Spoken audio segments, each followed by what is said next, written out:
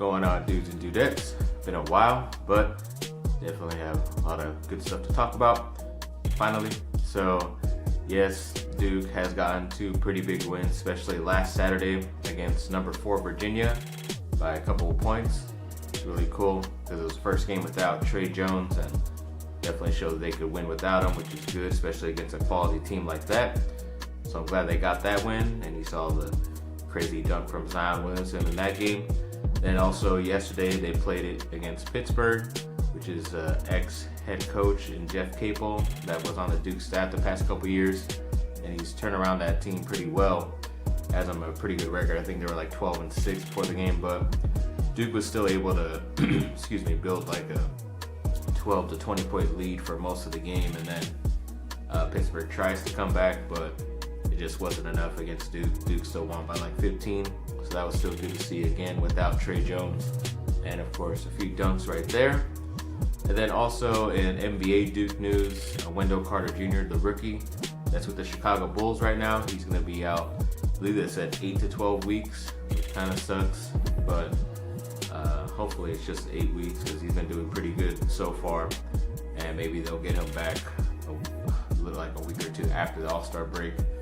So hopefully it'll benefit him because he's been pretty good, especially on the defensive side. But I think that team has too many power forwards / centers anyway, so they'll need to make a trade or so, I think, in my opinion. But we'll see how that goes. Definitely looking bright so far.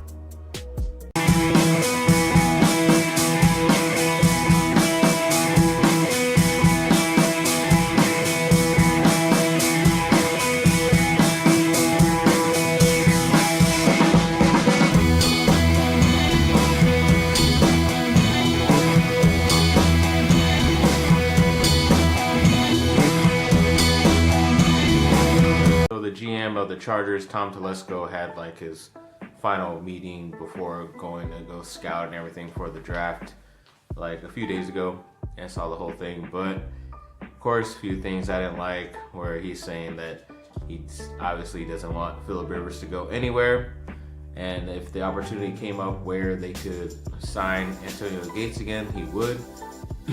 I just don't think you need to keep those type of veterans around, especially at those positions when everybody else has upgraded and rebooted on those positions, especially at quarterback. I mean, you just saw Patrick Mahomes in his second year lead his team to the AFC Championship game and almost went to go to the Super Bowl. So I think definitely if they're going to keep even Rivers on, it better not be for way too much. It should be a year-to-year basis, and they should definitely draft a guy high. But speaking of the draft, they are looking to see if they need linebacker depth because of like a Denzel Perryman, Tavius Brown, both going out to injuries, and a Kaiser White, who was a safety in college, but they moved him to linebacker, and he was doing really well as a rookie, but he did get injured. So looking to shore up the linebacker spot. They tried to last year, but with a guy like Derwin James, you're not going to give up on him. So I'm glad they took him. And a guy like this year they could get in a Mac Wilson right there that you saw that the NFL Network did a mock draft of. I really like, because I've been trying to get a Alabama linebacker to the Chargers for the past few years, but they just haven't been able to get him, because they just get picked up right before, or they just choose somebody else. But luckily, if he is still available, then they could go after him. Obviously, I prefer them to shore up the defense rather than the offense, in my opinion. But you can get a lot of good offensive players later, and that's why they're at the Senior Bowl, because a lot of their players that they have on their roster, they have gotten from the Senior Bowl the past few years. So definitely find some gems out there.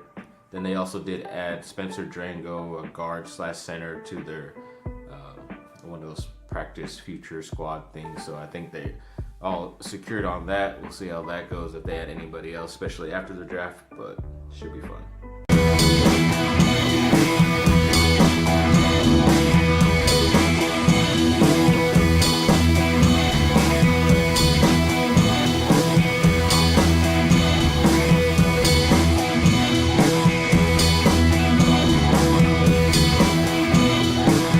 And a little bit of USC news. So Ahmad Marshall was added to the Senior Bowl, so he's finally getting accepted over there. But Marvell Tell, the safety from USC, did get injured. So hopefully it's nothing too serious, but I'm pretty sure that's why they added Ahmad Marshall to it, just because he's from the same school, senior as well. So at least one of them will be getting some exposure, and hopefully in the combine as well. Then also 3 ex-USC football players are going to play in the Super Bowl, and all for one team. So you got Robert Woods, a wide receiver, Justin Davis, the running back, and Nikel Roby-Coleman, the cornerback, all for the St. Louis Rams. And yes, of course, Coleman was the one that had that controversial play that everybody's been talking about the past few days, and it just sucked that it had to be him, and it sucked that it had to be the Rams, that they won that way. I would have still went with them just because they're from LA, and obviously right now I would only root for the team that has the most USC players, and obviously the Patriots have none. So I guess I'm kind of screwed either way, and I have to go with the Rams. So that's going to be the people I'm rooting for in the Super Bowl. So good luck to them, especially those 3 USC players to get their first championship.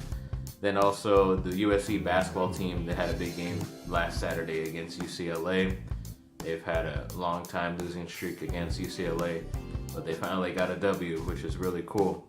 Finally, yes. So hopefully they can do it again in a certain number of weeks or so, when I'm pretty sure they play again at USC, and then continue their own little bit of a win streak, and hopefully this gives them momentum heading towards the tournament, but you just never know.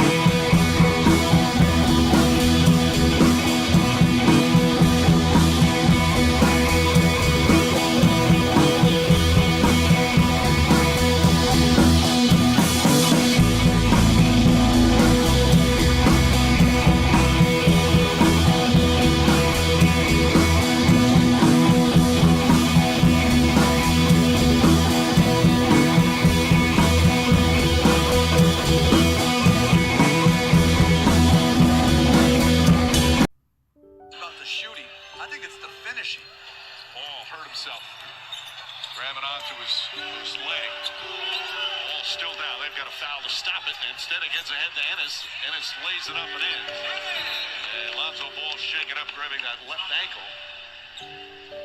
Didn't even try to get up.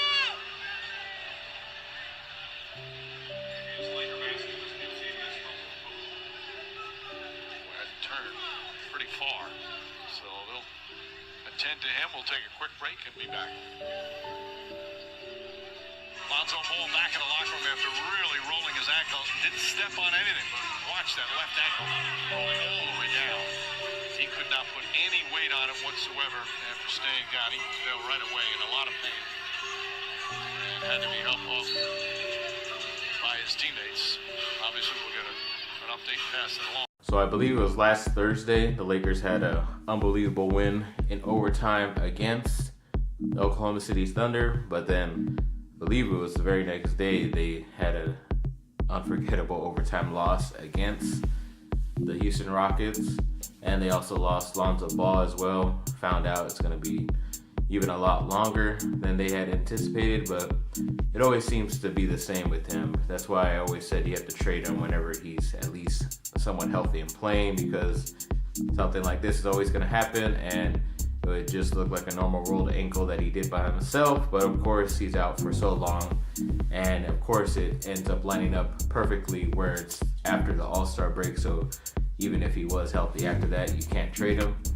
So it's just always manipulating and planning that he always does, and it's just annoying because everybody knows they made the wrong choice and they should have went with De'Aaron Fox, like how I was champion the whole entire time when that draft was. But other Lakers news, Rajon Rondo might be healthy enough to play Thursday against Minnesota, so that's at least somewhat of a positivity. I know they brought back up Alex Caruso from the G League to play, so not that much depth, but they are looking at some trades. I believe they were looking at the Dennis Smith Jr. from the Mavericks, but I believe the Mavericks are just asking for too much. Same thing with Mike Conley Jr. They're trying to look into that, and even a Marc Gasol, but I prefer Mike Conley over Marc Gasol at this point, just because it's just obviously looking for point guards, and it just sucks that Kemba Walker doesn't seem like he's going to be available according to Charlotte, just because they think they can re-sign him, but I don't think they can. I think he's leaving no matter what, so they should just get whatever they can for him. And yes, with other injuries, Ivica Zubac is finally getting his chance to shine for the Lakers at the center spot. I just think even in that draft also, they could have gotten a guy which would have shored up their point guard spot, in my opinion. Even before Alonzo Ball was Malcolm Brogdon. I'll show you guys all this stuff where I even have dates on them that are before the draft. And of course, they don't listen to me, and now they're struggling, but could have had a super team already even before LeBron got there. But yeah, I think a guy like Zubac, you probably could have gotten him either traded for cash if somebody did draft him late in that second round, or he probably would have went undrafted anyways, and he still would have given him a shot. But other than that, he is doing really well, and hopefully he can continue it, especially if the other guys are older, like JaVale McGee and Tyson Chandler. But there was also the anniversary the other day when Kobe scored 81 against the Raptors. Crazy game. Obviously, nobody saw it coming, but everyone's like, oh, he just hogged the ball. But he kind of had to, just because everybody else wasn't doing good. And until like the last few minutes of the fourth quarter, they were losing the entire game. But it's just amazing when you go back and watch that highlight reel, how many times a person can actually score in one game. It's amazing. But then also the Anaheim Ducks, a little bit of news there after their 3 pretty important trades. They are now 2-0 against the Minnesota and New Jersey Devils. So they have a 2-game win streak right now after those trades. So hopefully it can continue. Thanks for watching, people. Like and subscribe. Comment down below. Let me know what y'all think, and have a great rest of your day.